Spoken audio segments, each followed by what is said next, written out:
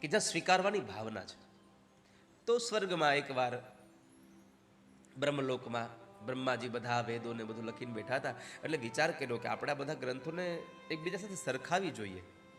બધાને સરખાવતા હતા. ભાગવતની સરખામણી કોઈ સાથે થઈ નહીં. ભાગવતજીને તોડવામાં આવ્યું. તોલવાનો અર્થ એવો ન સમજશો બે પલ્લામાં મૂકવામાં આવ્યું, પણ એને એકબીજાની સાથે સરખામણી કરવામાં આવી. ત્યારે ખબર પડી કે આપણે ભાગવતની સરખામણી કોઈ સાથે નહીં કરી શકીએ. બ્રહ્મલોકે તુલામ બદ્ધવા તોલયત સાધનાન્યજ લઘુન્યન્યાનિ જાતાનિ ગૌરવેણ ઇદમ મહત.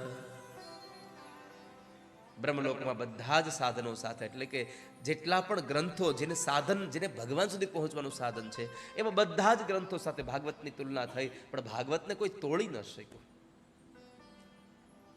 ભાગવતની કોઈ એની બરાબરી ન કરી શક્યું. અને એ ભાગવતને નારદજી સાંભળે છે. કેમ કે એક વખતના સમય નારદ ફરતા ફરતા બહુ બધા લોકની અંદર આ મૃત્યુ લોકમાં